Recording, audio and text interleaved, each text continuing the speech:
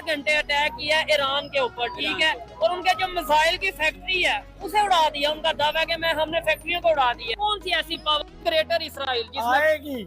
आएगी, इसलिए कि डॉलर खाते हैं भाई, उसको आवाज नहीं लगा सकते हैं, पैसा खाते हैं वहाँ से। वो एटम बम किस लिए है? वो तेल लेने के लिए गया हुआ है। जी तेल लेने के लिए गया हुआ एटम है। पावर है हमारे पास। वो तेल लेने गया है अच्छा सर, वो हमारे पास नहीं है, एटम बम नहीं है? अमेरिका के पास ही है। उसने कहना है तो चलना है। वो कह रहे हैं ईरान इसराइल एक ही है, ये आपस में वैसे, तो फिर ये क्या बम खेल रहे हैं? ड्रामेबाजी। आपको नहीं लगता कोई ऐसा कंट्री हो? मुल्ला मौलवी हैं जिन्होंने ये कहा था मीडिया के सामने आकर के और अपना एक स्टेटमेंट दिया था कि आईपीएस ऑफिसर बांग्लादेश में वो नहीं होगा जो आईपीएस की पढ़ाई पढ़कर आया होगा, जो अशहदु अल्ला इलाहा इल्लल्लाह व अशहदु अन्ना मुहम्मदन अब्दुहु व रसूलुहु जो पढ़ सकता है, जो ला इलाहा इल्लल्लाह मुहम्मदुर रसूलुल्लाह पढ़ सकता है, वो आईपीएस के चेयर पर बैठेगा। हाँ ये कर लो पहले। एंटी इंडिया नैरेटिव बांग्लादेश में नहीं बल्कि एंटी हिंदू नैरेटिव जो है बिल्डअप करने की कोशिश की जाती है, लेकिन इसकी कड़ी कहीं ना कहीं ब्रिक्स से भी जुड़ती है। बांग्लादेश भारत से क्या चाहता है या बांग्लादेश की इंटरनल पॉलिटिक्स का कितना थ्रेट है, और बांग्लादेश कभी चाइना की तरफ भागता है तो कभी पाकिस्तान की तरफ भागता है। भारत से बात क्यों नहीं करता और हर आए दिन एक नया हथकंडा भारत के लिए वो क्यों तैयार करता है? इस तमाम बातों पर हम डिस्कशन करेंगे नाज़िया अली खान के साथ। वंदे मातरम, भारत माता की जय, जय जगन्नाथ, हर हर महादेव, गुड मॉर्निंग। अच्छा जी, आगे चलते हैं जी। प्रेसिडेंट को हटाने की सबसे बड़ी वजह ये है कि जब तक राष्ट्रपति हैं बैठे हुए बांग्लादेश में, तब तक बांग्लादेश में संविधान चलाना ही पड़ेगा, तब तक ओथ होता ही रहेगा संविधान के हिसाब से। और जो भी पद पर बैठेगा, जो चेयर पर बैठेगा, जो कैबिनेट मंत्री बनेगा, जो चीफ सेक्रेटरी बनेगा, जो ब्यूरोक्रेट बनेगा, जो डिप्लोमेट बनेगा, उन सबको संविधान की कसम खानी ही पड़ेगी। बांग्लादेश को अगर सहारा देने वाला अगर कोई मुल्क है, बचाने वाला, एक इंडिपेंडेंट कंट्री बनाने वाला, तो वो भारत है, क्योंकि 1971-72 में भारत के पास जो है फुल अथॉरिटी थी, वो बांग्लादेश को अपने साथ इजीली मिला सकता है। लेकिन शेख मुजीबुर रहमान ने मदद के लिए बुलाया था तो भारत मदद करके वहां से जा चुका था। उसके बाद देखिए इनकी टेक्सटाइल इंडस्ट्री ग्रो होती है, उसमें बड़े बड़े ब्रांड्स का नाम आता है, वो तमाम के तमाम क्या है, वो इंडियंस है, ठीक है। अगर यहाँ पे इलेक्ट्रिसिटी सप्लाई की बात आती है तो अडानी साहब जो इंडिया के बहुत बड़े बिजनेसमैन है, वो इनको कंटिन्यूसली सस्ती और उधार के ऊपर जो है बिजली दे रहे थे शेख हसीना वाजिद के जमाने में। अगर इनकी मेडिकल फैसिलिटी की बात करते हैं तो बांग्लादेश उस तरह से नहीं डेवलप किया। हजारों लोग जो है मेडिकल ट्रीटमेंट के लिए डेली भारत आते हैं और भारत उनका जो इलाज है आधे अपने पैसों से करता है। मतलब अगर 30 का है तो 15 उनसे ले लिया, 15 सरकारी खजाने से भर दिया। आज तक बांग्लादेश भारत की रोटियां तोड़ रहा था, आज तक बांग्लादेश भारत के नारे लगा रहा था। शेख हसीना वाजिद को मोदी साहब इस तरह ट्रीट करते हैं जैसे भारत की वो खुद की बेटी हो। तुझे क्या, तू है कौन?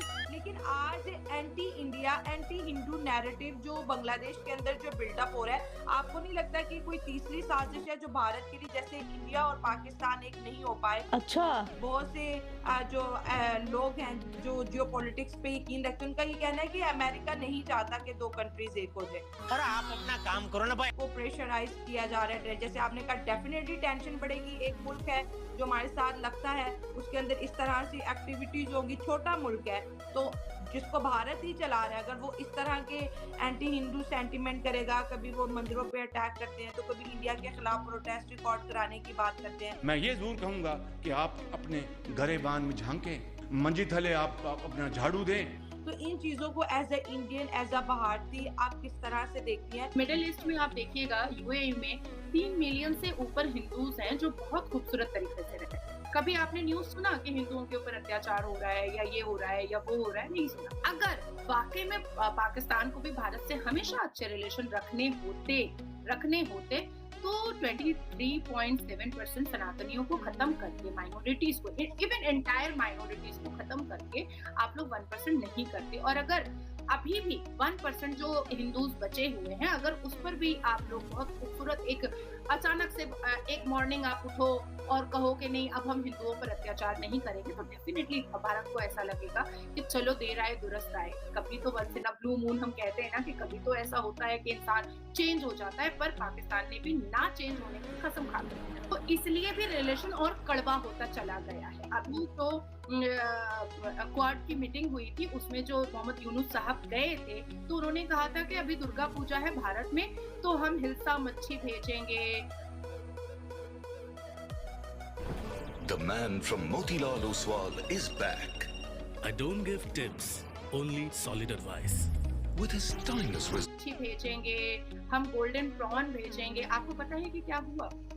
पता है क्या हुआ? यहाँ पर पूरे भारत में बांग्लादेश से आई भी मछली को किसी ने खरीदा ही नहीं।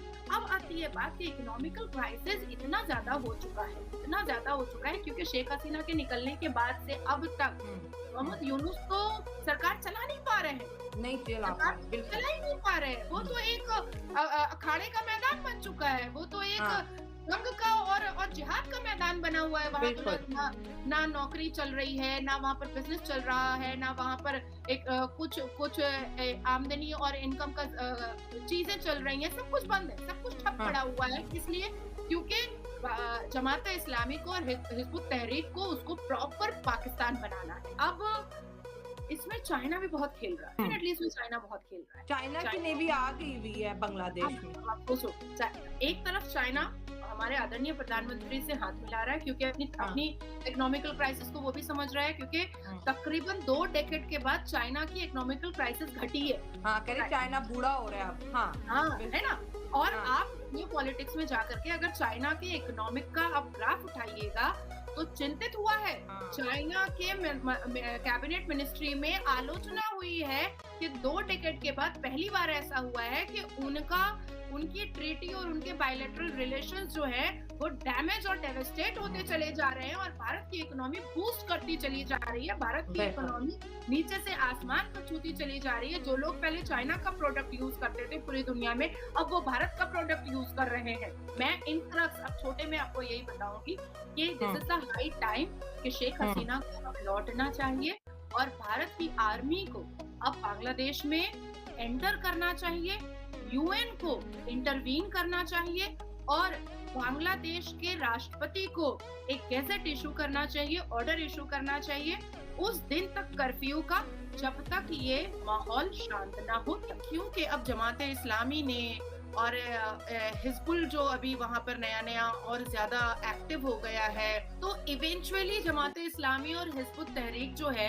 क्योंकि वो स्प्रेड कर रहा है और अपनी चीजों को फैलाने की कोशिश कर रहा है। मुल्ला मौलवी हैं जिन्होंने ये कहा था मीडिया के सामने आकर के और अपना एक स्टेटमेंट दिया था कि आईपीएस ऑफिसर बांग्लादेश में वो नहीं होगा जो आईपीएस की पढ़ाई पढ़कर आया होगा, जो अशहदु अल्ला इलाहा इल्लल्लाह व अशहदु अन्ना मुहम्मदन अब्दुहु व रसूलुहु जो पढ़ सकता है, जो ला इलाहा इल्लल्लाह मुहम्मदुर रसूलुल्लाह पढ़ सकता है, वो आईपीएस के चेयर पर बैठेगा। अजीब लोग हैं ना ये। कई हिंदू प्रोफेसर्स हैं, कई हिंदू टीचर्स हैं। जय हिंद दोस्तों, तो स्वागत है आपका हमारे चैनल पर।